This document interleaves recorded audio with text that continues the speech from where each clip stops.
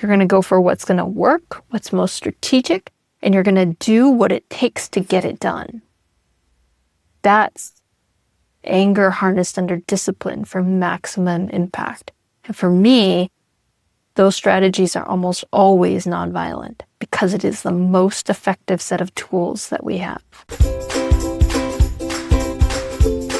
This is a McKillop podcast. Welcome to So What? Exploring big ideas and why they matter. We hope big ideas lead us to more love, more peace, and more beautiful connections in the world. Well, welcome everybody to So What? I'm so pleased with Michael and myself. My name's Trevor, to be with our guest Rivera today and to be exploring the big idea of nonviolence and how that applies to our life and all the craziness that's going on right now. What does it mean? How can it land and be embodied in our daily lives? So, Rivera, welcome to the show. Thank you so much for joining us. And what do you want us to know about you as we start this time together today? Well, Michael and Trevor, thank you so much for having me on your first podcast episode. I hope it's the first of many to come. Podcasts are a wonderful way for people to tune in and listen and connect with things that really resonate with them, that challenge, that stimulate, that inspire. And I'm very glad that you are opening up these important conversations. For those of you who are just getting to know me, I am an activist and an author. I live in northern Maine, right on the border of Canada. And I work as a nonviolence trainer with a group called Campaign Nonviolence and as a solo trainer. And I serve on the board of the Backbone Campaign and the advisory board of World Beyond War. I'm also the editor of Nonviolence News, which collects 30 to 50 stories of nonviolence in action each and every week. So narratives are very important for me. The connection between the stories we tell and the stories we live are a very deep theme in my life. And it's a subject that I'm passionate about and very happy to talk about here today. It's wonderful. Thank you so much. Yeah, it's absolutely fantastic. You know, I was just thinking when you were speaking about your newsletter, for me, it shows up either late Friday or early Saturday morning. And the timing's perfect for me because it's like, just walking through life with a bunch of folks that are going through all sorts of things and just these big global things, these big anxiety type things for them. And so, you know, you start to feel like you're just so very, very small and it's hopeless. And what are you going to do against these big behemoths? And then, you know, I've enjoyed receiving your newsletter because in that you outline and you tell stories about these activities going around, well, not just North America, but around the world, where everyday small little people like myself and my friends are stepping up, right? And they're being brave. And in some sense, using the power that they have in a constructive way. So I look forward to that ray of sunshine in my inbox, and I would encourage folks to certainly pop over and sign up for that. So you didn't pay me for that advertisement, but it is true. I really, really enjoy it. I've tried for a number of years to be moving towards this non-violence approach to being in the world and being myself, and it's quite a process. It just seems like that tiger is crouching by the door. Just all too often. I think part and parcel, it's the culture that we're pickled into, right? So it's one very much of violence, and that's how we solve our problems, it seems. My question is how did you come to this place and to advocate for something that's so countercultural, right? That so pushes against the grain. And some would even argue human nature. How'd that happen for you? Yeah, so let's back up a step and talk about what nonviolence is, because like most of us, it wasn't so long ago that if you had said the word nonviolence to me, I would have been like, what? What are you talking about? What is that? Right. And I think we all live in a culture that is steeped in violence, that we learn violence from a very young age. We're taught it in cartoons. We see it in movies. The good guy gets the gun, shoots the bad guy, gets the girl. It's reinforced through our national policies, maybe not so much Canada, but certainly in the United States where I live. And I know you guys have your own challenges with it as well. And to me, violence is the big myth. It's the big lie. It's very convenient, but it comes with consequences. And this is the untold part of the story, that when you grab that gun and shoot that guy, you don't run it right off into the sunset with a girl. Mm-hmm. You often get arrested and spend your life in prison. That we like the mythologies of violence. It makes us feel powerful. It makes us feel like we can pursue justice, so we can get the good things that we are told would come from it. The reality of violence is much more painful, long-lasting, traumatizing, uncomfortable, complex in our emotions to it. Even veterans returning from war say this is true. Yeah.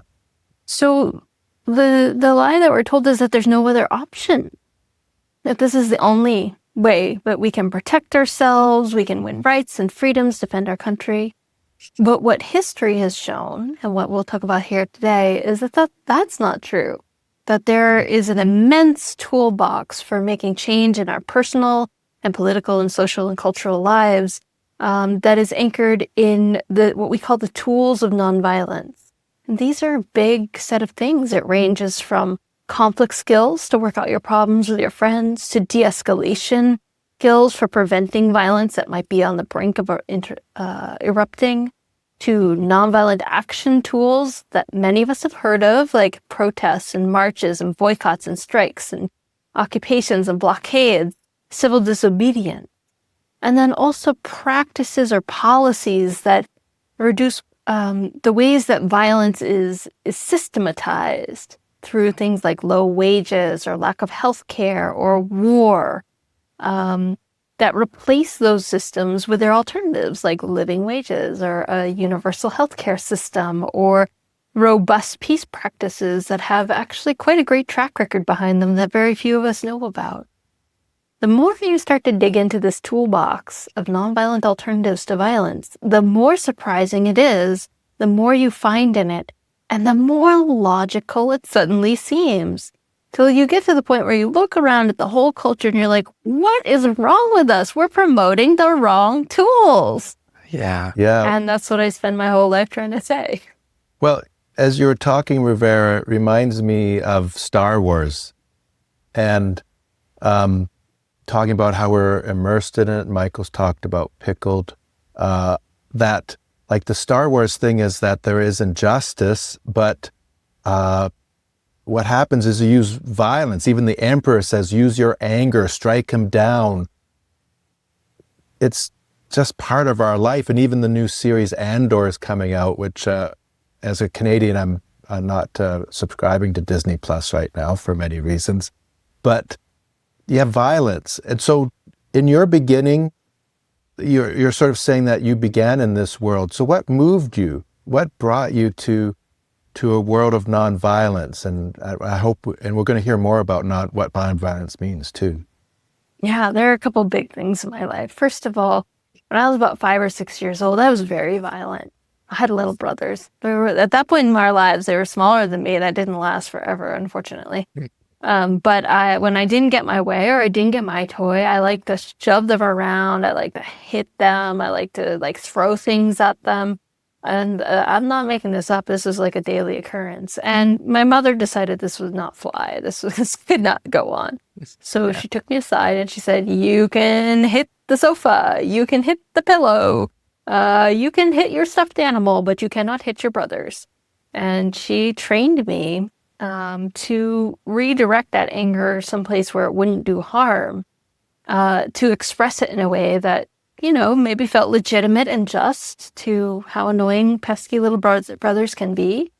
but then allowed me the emotional clarity as a young person to go back to them and say, look, can we take turns with this toy? Or can you stop whistling that annoying song for the 5 millionth time, to find my words and my ability to do conflict resolution, which kids are actually pretty good at, by expressing the anger in a different way, to not let it get in my way of resolving the conflict.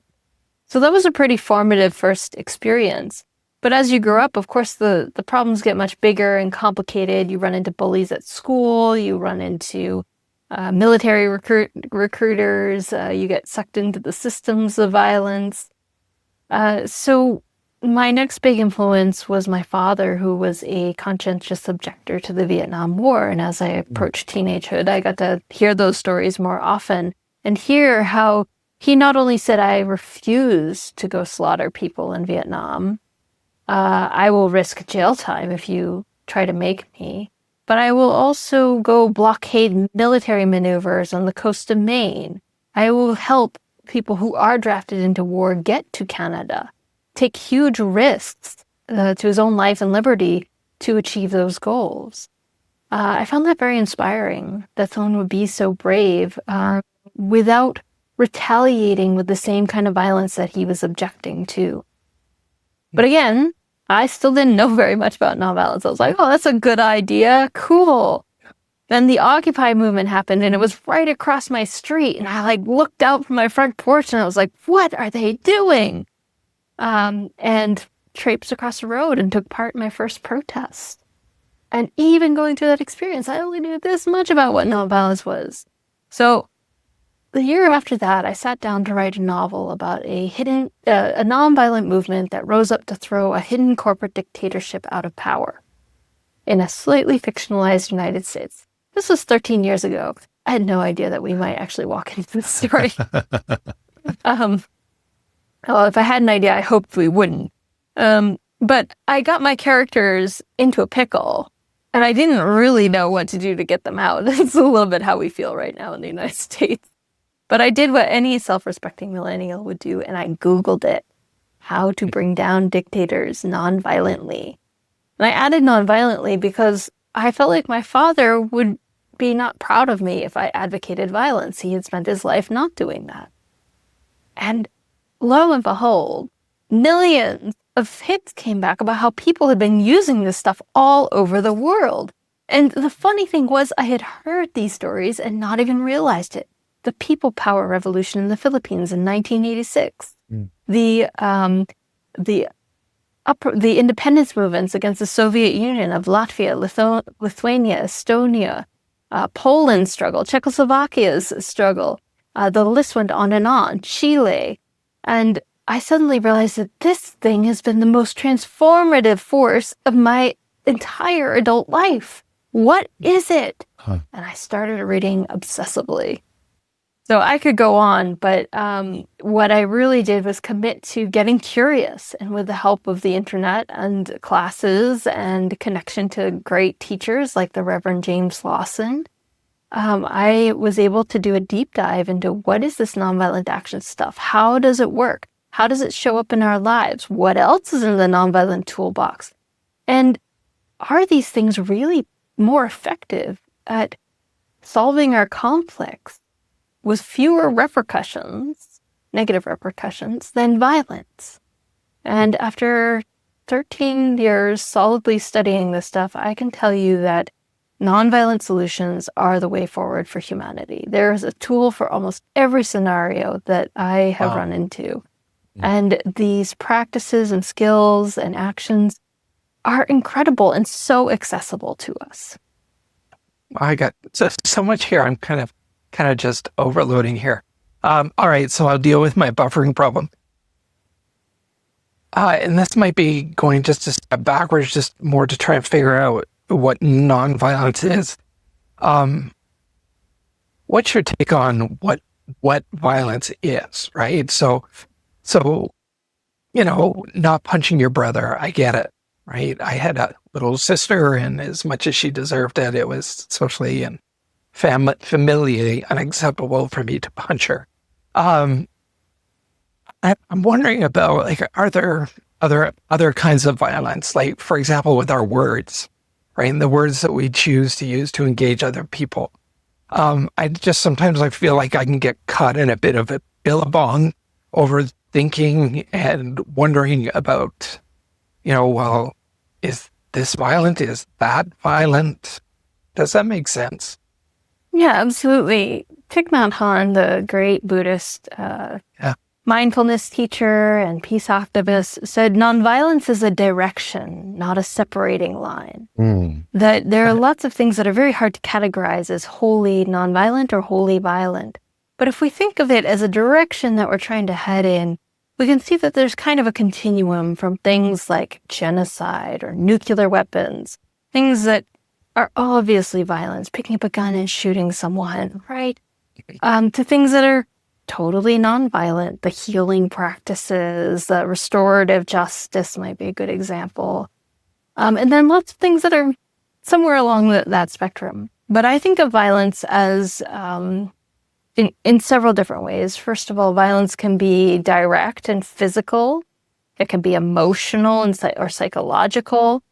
It can be social and cultural, and it can be systemic and structural. And so systemic and structural violence, we've mentioned before, those are the ways that institutions and organizations or policies inflict harm on groups of people. And cultural violence is the beliefs and the attitudes and the ideas that often precede those actions, right? So if genocide is direct violence, then the laws that allow the persecution of the targeted group are the structural violence. And the hatred and discrimination, or the superiority in the perpetrating group, is an example of the cultural violence that underlies all of that. Well, these are some big ideas here. I mean, historically, like, we could list apartheid in South Africa, residential schools in Canada. I don't know if you had residential schools for First Nation people in the States. The Jim Crow race law, the laws in the States. I mean, these are things that we can participate in and not even know we're being violent sometimes. Like, can violence be unconscious? I'm not trying to take away our responsibility, but can we be part of violence and not know it in a way? Absolutely. I think it's almost impossible to go through modern life without being complicit in some form of violence. Most of us are still using some form of fossil fuels to get around or to heat our house or in the production of our food. And we know that is causing ecological damage to our Earth to such a degree that we're facing the threat of extinction for the human species. Unbelievable violence. And yet we are caught up in these systems. So that's why that idea of it being a direction, not a separating line, is so important. We want to keep walking in that direction. And maybe our step today is to carpool, or our step today is to go call that solar company, or to see what a subscription is to a solar field, or to cook a plant-based meal for the first time in your life. And then tomorrow, do it again, right? There's so much to do. And when I say we are steeped in violence, I really mean it. We have spent thousands of years really studying how to use violence for some groups of people to amass wealth and power and privilege at the expense of other groups of people and the planet.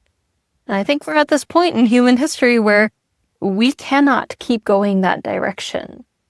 We are facing multiple existential crises, from nuclear weapons to the climate crisis to some people say the AI is going to destabilize our economies to such a degree that we are going to face an existential crisis, to pandemics.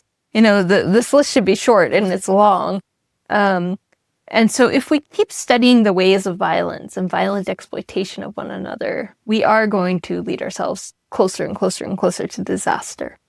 But if we head the other direction and start studying the healing, transformative, and liberating potential of nonviolence, then I think we will find that we can heal ourselves individually, in our societies or familial structures, in our cultures, in our nations, and in the world. Mm-hmm. Gandhi said that means are ends in the making. The idea that if you plant an acorn, you will get an oak tree. And if you plant an apple seed, you're going to get an apple tree. And so if we use nonviolent tools to halt the violence that we face and transform it into nonviolent systems and solutions, I think we'll see that every seed that we plant along the way will help us grow that nonviolent future that I think so many of us want to live in. I love that quote. Means are the ends in the making. And it just seems even culturally, it's like the end justifies the means. It's the way that it's been. So again, just very, very countercultural. No, that was really helpful, and I appreciated, you outlining the various dimensions, the various facets of violence. And what I think I'm slowly cluing into, Rivera, is, in a sense, it's really being re-socialized again, learning how to be a new kind of human. I don't think that's really too hyperbolic. I think it makes sense to me. How many of us really? Okay, I don't. But redirection. Talking about how to negotiate conflict resolutions, and a number of the other things in the toolbox. How do we learn those things? It's not in our local schools here.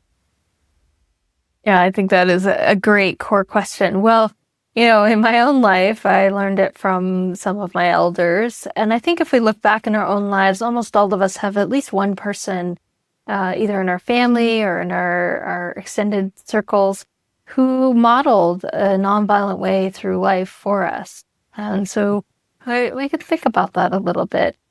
I also did that great Google it, right? So what is nonviolence? How to learn more about nonviolence. And the internet is just full of amazing things. You could take a cheat sheet and just go to campaignonviolence.org and kind of take a gander through that website.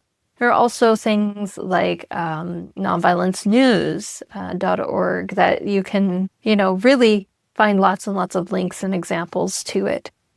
There are great documentaries like A Force More Powerful, which shows 6 different campaigns throughout history that remarkably showed the power of nonviolent action. You can also take classes in things like nonviolent communication or nonviolent ways of navigating interpersonal conflicts, like between you and your friends or your siblings. There are more and more of these tools more and more readily accessible. Things like de-escalation skills are becoming more popularly accessible. Nurses and orderlies in hospitals train in these as a matter of course, how to de-escalate a person who's really agitated without responding to violence. And sometimes police officers are getting this training. They all get a little bit of de-escalation training, but to get really robust de-escalation training is increasing in some places. Right. So, we all need these skills. And I think it's a great adventure to go ask the question and see what answers come up. Yeah. Yeah, which is really interesting is that, so you're saying violence and nonviolence are on a spectrum and there's directionality. How do we turn the direction of our individual lives or our society lives? How do we turn the wheel around when we're fermented in violence from an early age to go towards nonviolence? And what does nonviolence look like in a lived life? Yeah. Well, I think you can sit down and just write on a piece of paper an inventory of what you think is your connection to violence. Wow. Right? Think about those physical things. Think about the ways that you've seen it portrayed in movies or books or music this week. consider where your money is going and how everything that comes into your life is connected and built by some other human being. Are they harmed in that process? And then conversely, sit down and make a list of the ways that you are already nonviolent in your life. Most of us do not go through our lives getting up in the morning and punching every single person that we encounter in our lives or every single person that we get into an argument with in our lives. Most of us use some other conflict skill to navigate our disagreements throughout the course of our day. And so getting to the point of physical direct violence is extraordinary. It's an extraordinary situation for most people, even in our hyper violent societies that we have here. So notice how you're doing that already. Notice how other people around you might be doing that. So the thing is, we said at the start, Michael, that, maybe violence is normal to humans. Violence is actually not normal to humans. And some science shows us, science and archaeology show us this. So humans are hardwired with what we call empathy neurons. So if you smile, I smile. If you feel sad and start to tear up, I feel sad and start to tear up. And this is true for 99.9% of humanity. Sociopaths notoriously do not have very many empathy neurons. That's why they often engage in such problematic, violent, and destructive behaviors. They're actually a very small sector of the populace. Most of us have this empathy. And it is designed so that humanity, over our long eons of existence, has been motivated to sort our problems out together, to take care of one another, to find a way without violence to deal with the things that come up. We also know that organized violence is relatively recent in human history. The earliest archaeological evidence of organized violence, aka war, is only from around 10,000 BC. So it's only 12,000 years old. That seems like a long time, but we've actually had domesticated dogs for longer than that. We've had boats and statues and jewelry and baskets and fish hooks and stories and art and painting. And humans have been around for like 300,000 years as Homo sapiens sapiens. So it's really kind of a recent invention. And the last thing I'll mention about whether or not violence is natural is if violence was normal for humanity, the U.S. military would not have to spend billions of dollars each year promoting it in order to recruit people to go and engage in it. They would just be signing up for free, for nothing. They wouldn't have to recruit. Right? And when you start to think about that, you're like, oh, wait, maybe this isn't normal for humans. This is a response to something else, or we're being trained in it, or we aren't training enough in all our other options. Right. Wow, that's really going to annoy our traditional friends, Trevor, that bought the farm on Original Sin. So maybe we're not all crap. I really like that idea of empathy neurons. And it really reinforces the idea, a vision of original goodness. Well, and actually, whatever that means for us. And actually, they're finding that the empathy in the brain is on this side of your head, and it causes your parasympathetic. So when you feel empathy, you go into your parasympathetic nervous system, which is the relaxation nervous system. So actually, to engage in nonviolence, or I'm hypothesizing here, Rivera, you could, that empathy or compassion or love actually relaxes your nervous system out of fight or flight and into receptivity. Yeah, I would agree about that. And there are some pretty good connections that they're starting to research around, like what precipitates people ending up in a violent interaction. What happens in our brain before that happens, and often our rational frontal cortex goes offline, like it stops working, and we revert to what we call the lizard brain. And we get into fight or flight. We stop rationalizing. It's very hard to think logically. And in that state, violence is kind of a knee-jerk reaction to the sense of physical immediate threat. So in nonviolence, what we train ourselves to do is centering practices, specific skills through which we reactivate, we bring that frontal cortex back online so that we can resolve that conflict differently.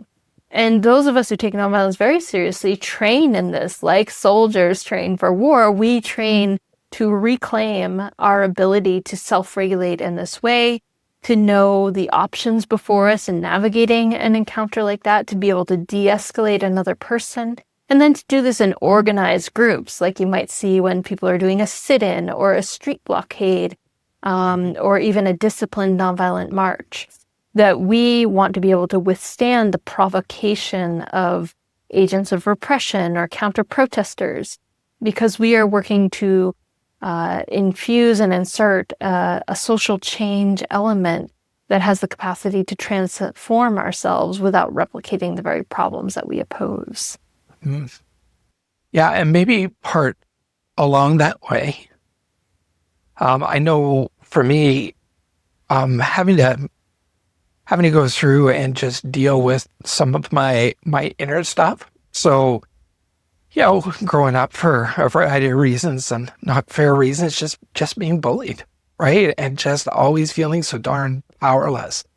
And not having, as a kid growing up in the 70s and the 80s, it's not having an outlet to even begin to discuss that. It's like, suck it up, man up, that kind of stuff, right? So you have process through any of those wounds and so forth, and then you drag those suckers into adulthood, right? And then by Judas Priest, when you're confronted with the right kind of pressure, with the right kind of stimulus, those experiences, those pain just seems ready to launch out of your amygdala. So it seems to me like you're talking about centering and so forth, but I think probably doing our own inner work and working on our own inner healing is probably a big step in the direction towards nonviolence. Oh, absolutely. And this is true, especially in our interpersonal relationships. And we do see that all the time is, we need much of the trauma that we carry is the result, the symptom of the cultures of violence that we're brought up in. And the fact that our societies have been baked into actually quite extreme cycles of violence for hundreds of years. So, for example, we mentioned the residential schools. We've mentioned like genocide and colonization. Those are extremely violent systems, both for the perpetrators and those who are subjugated to them. Things like the enslavement of African Americans and the system of slavery as a societal norm, or the Industrial Revolution and the fact that people were working 20-hour days chained to factory machines from very young ages, or the fact that women were considered the property of men for hundreds of years. These are all highly destructive to the human spirit. And they do cause violence. They lead straight into direct violence. The impacts of oppression, if unaddressed and unhealed, either within the individual or the society, often replicate the cycle. We see this most clearly within bullies, right? So we know that bullies are often bullied by an adult usually at home, or another bully at school. And I think even you, Michael, in your narrative that you expressed, we learn from our bullies, even if we're the victims of it, that bullying behavior is powerful. It's how to stop yourself from feeling pain and put it on someone else. And so when our backs are to the wall, it often comes out because we have learned it. We have learned it from someone else, and we haven't learned the alternatives, or we haven't been reminded of them. We haven't been shown that there is another path through these conflicts. Yeah. Yeah. And here I am at 50-ish years old. Okay, closer to 60, right? And it's only been the last little while that this has even really kind of entered the radar. Right. So, yeah. Well, and it's interesting it hasn't entered the radar because sometimes, like, I feel that when I bring up nonviolence, people roll their eyes at me. Yeah. And they'll say, well, you're just going to get beat up, or you're going to look weak, or it just fails. Like, what are you going to do when someone brings a gun? Like, you can't win against a gun. Or what would you do with Hitler? Like, all these things. Like, Yeah. so it feels like the message is that nonviolence is not efficient in actually changing stuff. What do you say to that, Rivera? Yeah, well, we thought that for a long time too. And then some researchers sat down and they actually looked at it. Because one of those researchers, Erica Tanowith, was not convinced. Her buddy, Maria Stephan, and her had gotten into an argument about violent uprisings versus nonviolent uprisings. And finally, Maria said to Erica, look, if you don't think this nonviolent stuff works, I dare you to research it with me. We will compare violent and nonviolent case studies of a similar kind and see who's right. So they looked at 326 different violent and nonviolent uprisings or movements, and they looked at things that were trying to change a governmental regime, so like getting rid of dictators or overturning an authoritarian regime.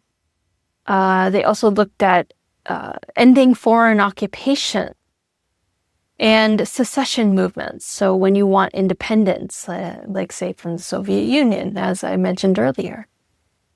And what they found, and they had to run the numbers several times because they could not believe it, was that not only was nonviolence working occasionally, it was working twice as often as violence. Wow. And it was working in a third of the amount of time. Wow, it had really? 1/10 of the casualty levels. Wow. Right. Hold the presses, everyone. We have been teaching everyone the slower, more dangerous, and less effective method of dealing with some of our biggest problems in the world. If you want to get rid of a dictator, use nonviolence. So violence is half as likely to be successful. It'll take 2/3 longer, if my math's right. Yeah. Oh my goodness. And you're more likely to get hurt or injured or killed too, right? Doing it. Yeah. I know these are surprising things. It's hard to believe. Like we have this association with nonviolence that, we think about the massacres we've heard about, like the Amritsar massacre during Gandhi's uprising, or the attacks on Black Americans when they were trying to desegregate the racist South.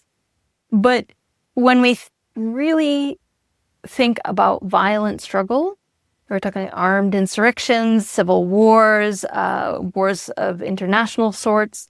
As soon as two guns get on the scene, your likelihood of dying is much, much, much higher. And that's obvious, right? We know that. We just don't put those two and two together. So there's something about the asymmetrical way of waging conflicts in nonviolent struggle that keeps you safer. It's also surprising that it works so quickly, right? That it takes about, the average campaign took about 3 years from being able to mobilize 1,000 people in their actions. This is true for their benchmark for both violent and nonviolent struggles. And the average violent struggle took around 10 years, which is also not surprising, right? Like when we think about armed uprisings and rebel flanks and factions in nations, we often see them go on and on for 10 years, 20 years, right? Yeah. I bet you it costs less too to do nonviolence than violence. Well, I would argue that it does. Some people think all protesters are paid, but as someone who's been protesting for a decade, I've never been paid to protest.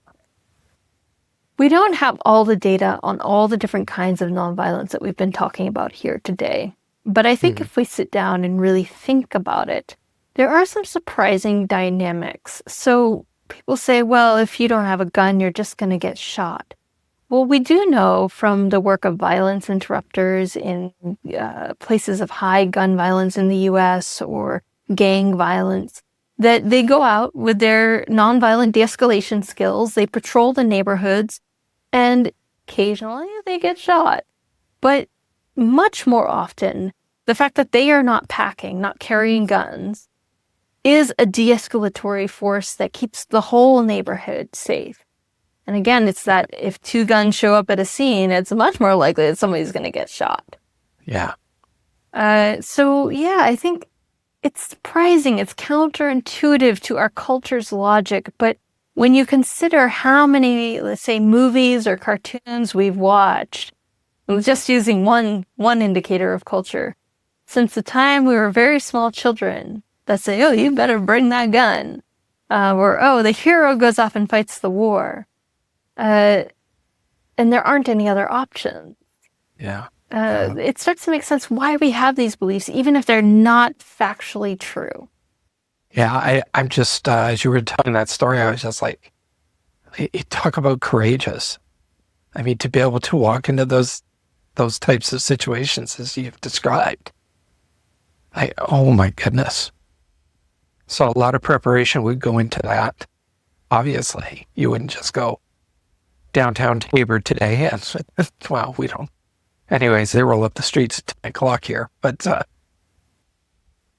people who work on de-escalation teams do train and drill, like I said, like soldiers would, but with a different set of tools. And those of us who use nonviolent action for social change, we say we are fighting back. We're just fighting back differently. And not all protest movements have a whole lot of training behind them. But when you look at things like the civil rights movement or the anti-nuclear movement or, say, Extinction Rebellion, they do train in a very disciplined manner to pull off what they're doing with nonviolent action. And tell me how you feel about this, but in terms of nonviolence, I know you're saying we're in a campaign, a different type of fight. But doesn't nonviolence actually want a win-win for everybody, even the oppressor, like to bring everybody along? It's not like an us and them, but how do we use nonviolence instead of violence to help us all be liberated? Yeah, I think there's a couple different ways of looking at nonviolence that people have. One is the principled stance, in which on a very deep level, often a very spiritual or moral level, people are looking at the situation and saying, look, racial injustice or segregation is harmful to our whole society, and we are going to stop cooperating with it so that you who are the white supremacists can also benefit from unlearning these behaviors. That's a very principled stance for nonviolence. Yeah. Not everybody actually goes that deep or holds that stance when they're participating in an action. Even in the civil rights movement, there were many people who showed up for the sit-ins who were like, we're not convinced that we're going to melt the heart of our oppressors, but we do think that the tactic of a sit-in is going to be very effective, probably our most effective and safe way to resist segregation and white supremacy to achieve our goals. So they call that a pragmatic approach to nonviolence, where you're not convinced of the morality of it, but you do think your boycott or your strike at work is going to be the fastest way to get you and the best way to get you better wages. Because I remember growing up, and I've watched the movie Gandhi several times. I don't know how historically accurate it is. Like, it brings tears to my eyes still. But I remember Gandhi saying, like, sometimes in nonviolence, you will have to take the suffering of the violence coming to you. And it doesn't, and there's risk in life in any way, right? There's risk in violence, there's risk in nonviolence, but maybe by taking the violence and not spiraling it back, it causes the one opposite us to actually see their own humanity and our humanity. And there's like this shift. Have you experienced that in your own work, Rivera? Yeah, I have. It's actually a pretty noted dynamic within the field of nonviolent action, and civil resistance is another name for nonviolent struggle. And I think in part, it's not just the recognition of our humanity, it's also the ability to make inhumanity backfire and to mobilize more support for your cause.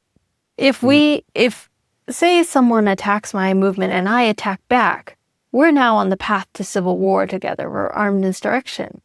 And we start to go down that route, we're less likely to succeed, right?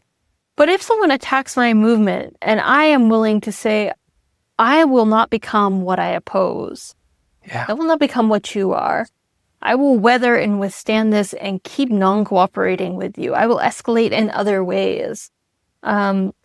That often garners the support of broader swaths of the populace who see that and say, whoa, these people are disciplined.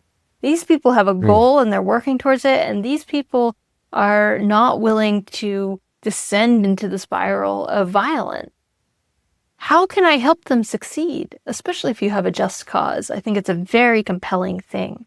Conversely, what they see is, whoa, that dictator that I thought was sort of cool before, they're really horrible. They just went out and beat up a bunch of unarmed protesters. I can't support them anymore. This is the dynamic we saw in Bangladesh last summer when students, all they wanted was a fairer job application process for government jobs. That's it. That was their whole demand. Yep. They went out, they started protesting for it, saying, please don't give all the jobs to this particular set of people in our society. Please make an open hiring process. And the government sent out the police and they cracked down and they got themselves into a massacre and they killed 300 protesters. Well, that set off everybody in society saying this regime has to go. You can't do that to our people. And they threw the government out of power. So that's an example of that kind of backfire effect happening. And it's one of the reasons why we try to maintain nonviolent discipline.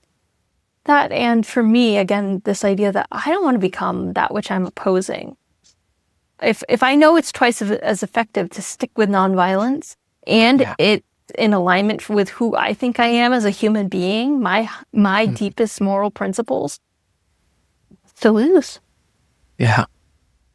I don't know, as you were talking to, I was thinking about, I think it's from the civil rights, that none of us are free till all of us are free. That just seemed to resonate. And you were also speaking there at the end, kind of the values that underpin, contrasted with that of, say, pragmatic approach to nonviolence. What kind of values?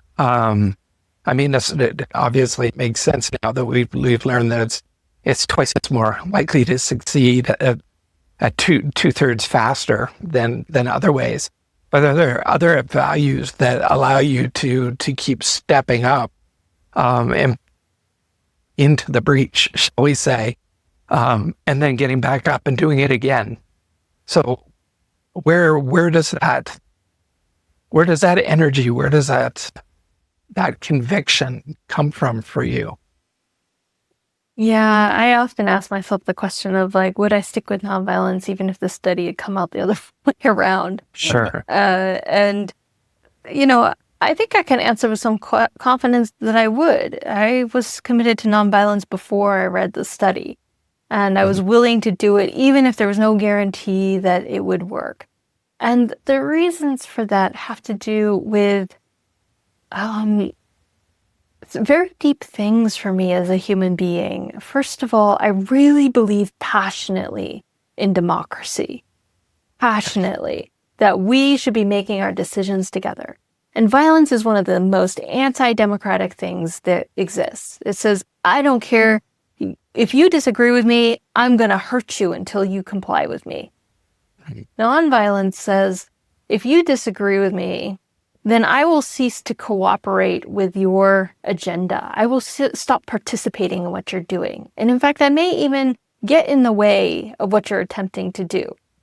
but I will not annihilate you. I will not hurt you until you comply with me. Physically hurt you until I comply with me.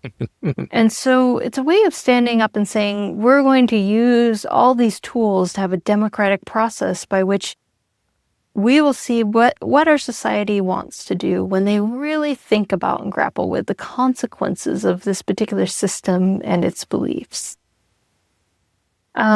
I also really believe on a spiritual level that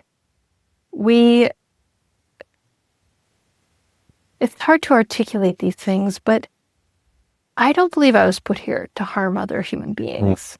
Yeah. I don't think that's my purpose here in life. And it's abhorrent. Violence is abhorrent. It's painful. It harms the soul. And veterans talk about this, the moral injury of war.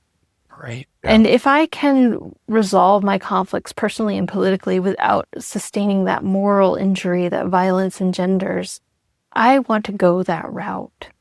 I think we also have enough case studies and examples of people who have succeeded or even stood up when there was no guarantee of success that are inspiring to me. People like Gandhi or King or Ella Baker, Cesar Chavez, Lema Gabowi and the women of Liberia, that I look at their stories and the obstacles and challenges they faced and said, who am I not to do this? If they could do this especially the women of Liberia, facing their second civil war, facing the dictator Charles Taylor, facing the rebels marching on the Capitol, facing widespread rape and murder as a tool of war from both sides. If those women could stand up and say no more war, using not more war, but using nonviolent action, who am I to not have that same courage?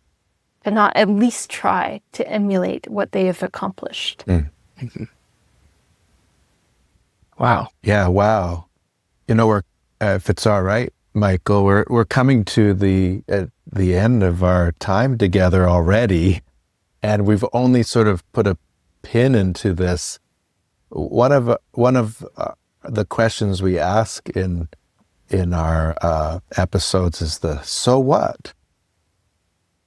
So I have a so what question for you, Rivera, and it's contextual, and we're all experiencing right now, and you don't need to apologize for the question either. So, because I know that you're in America and we're in Canada, but in Canada right now, the so what would be like, what could nonviolence do with the injustice and the anxiety and the personal anger people are feeling?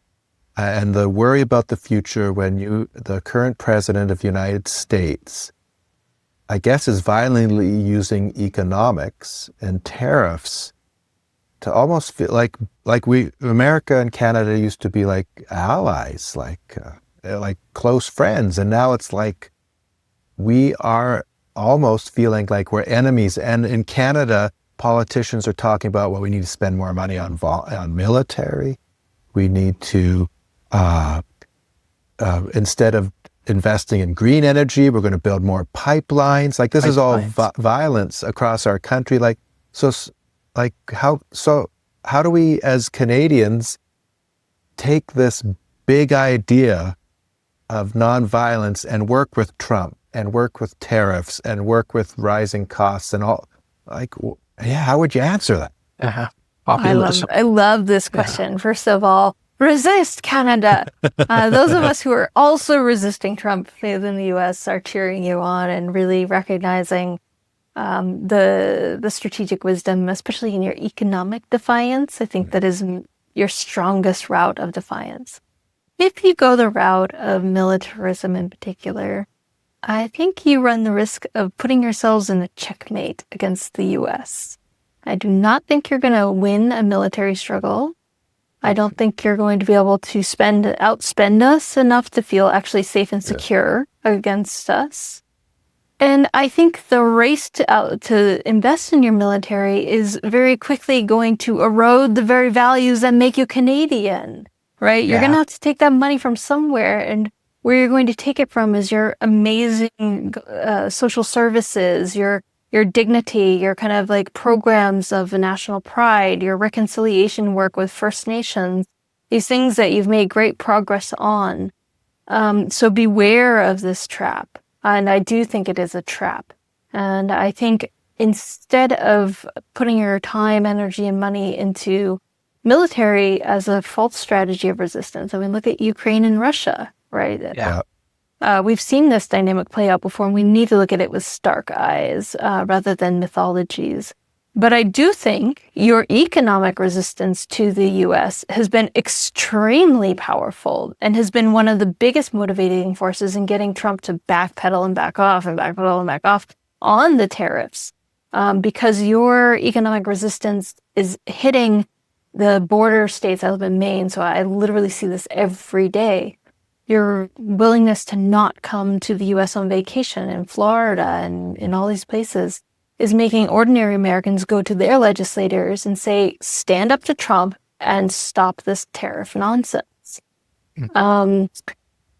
I also think there's nothing to lose in this strategy. If you redirect your money to your local economies, you will do nothing but win in this equation, and you will just become stronger and stronger as a nation. I do think you need to watch out for the fossil fuels. That, again, is a false trap because it's a dead end for all of us. There's going to be stranded assets. This is the time to build your renewable energy and really become self-sufficient in that. And you can completely do it. There's no reason why you can't. So avoid the traps and go for your best strategies, which is the economic resistance. We know economic resistance won the U.S.'s independence from Britain before the Declaration of Independence was signed. So we had some of the world's most successful boycotts. 90% participation in non-importation of British goods. We also know that Gandhi deprived the British Empire of 10 to 20% of their colonial taxation with the salt and spinning campaign and made it not profitable to run India. And I think you can do the same with resisting the U.S., and you'll be very effective at it. Well, that certainly lands. Don't you think, Trevor? Yeah. Yeah, I appreciate it's an opportunity to pivot as far as energy goes. You know, and there's been this bang at the drum recently around this energy east. And I mean, seeing oil execs, economists going, it doesn't make sense. It doesn't make sense economically, right? So it's more just this hyper, I don't know, partisanship or what have you that's just bound and bent that this is the way we're going to do it, and it's kind of this to the woke, right? But I think Rivera's right on that now it's an opportunity to pivot instead of double down on stuff that's really not gonna help us. Would you see, real quick question, do you see, Trump puts like 25% on Canadian steel and then Canadians say, we're going to put 25% on American steel, or like it's happening with China right now too, which... It's getting silly that with China though. I mean, it's every day they ratchet it up with another 50%. Like it's getting a little silly. It's like kids in a sandbox. I think like the use of sanctions globally, I think there's elements of this that people think of as nonviolent, but the impacts of it often play out as structural or systemic violence. Yeah. Right now, I see tariffs and counter tariffs as like a counter-negotiating bluster between the two countries. I think if they fail, then we wind up back in the territory of, either your economic defiance or we start growling militarily. Certainly with China, that's the case. If we can't, the trade war could very easily escalate into other kinds of war. In fact, Biden was just as bad in agitating that. Obama was pretty bad in building that Asia pivot.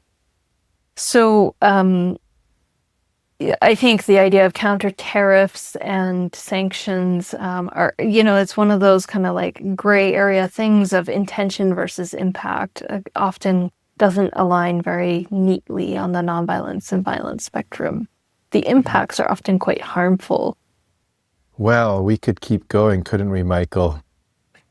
Yeah, but there's just lots here. It's- I've got so many takeaways written down that I gotta take and sit with. Is there? Yeah, this was rich. It's really rich. Do you have a final word, Rivera? Or Yeah, Michael? sure. Well, I think as we mull on today's conversation, to really sit with a question in your life of what is violence doing for you? Is it positive? Is it negative? And is there a nonviolent solution or alternative that will get the job done better? And if there is an answer to that, go for it. Try it out. Take it for a test drive. See how it works for you. This is a global field that has been built through a lot of experimentation. It has literally been a project of several thousand years, almost 3,000 years of experimentation, of trying things in local communities and mass movement. It has been used by probably trillions, but let's just say billions for today, billions of people around the world throughout history of every gender, race, ethnicity, nationality, religion, economic background, ability and disability. And it has won and achieved remarkable things, some of the biggest goals that we've ever had as human beings, from dismantling segregation to winning rights and freedoms from authoritarian regimes, to overthrowing dictators, to ending civil wars, to getting women's liberation, to labor practices. The list goes on and on. And if we can achieve those things with nonviolent action and nonviolence, then let's try it again. Let's keep learning about it. Learn how it really works and do your best to use it in these critical times for humanity. Yeah. Well, that's a challenge. That is a good challenge to leave us with. Some good trouble. Was it John Lewis that said that? Mm-hmm. Well, this has been so rich. I know, on behalf of Michael and I, thank you. Thank you to all of you. Yeah. Thank you to all that's been listening to us today. And we're going to put lots of resources in the show notes. That's one thing Rivera's taught us, that if you're interested in learning more, or learning more about Rivera, or learning about nonviolence, there'll be lots of things to click and watch in the show notes. And we want to say thank you to all the people behind the scenes today that make this podcast possible. We got Jim and Rebekah and others. And just thank you so much again, Rivera. And we appreciate you bringing this big idea of nonviolence. And I think we know the so what matters. Really important. Yeah, for sure. Thank you. Thank you. Thank you all. If you are enjoying this podcast, please like it, subscribe, consider rating it, and sharing it with family and friends. This podcast is produced by McKillop, Living Sacred Relationships.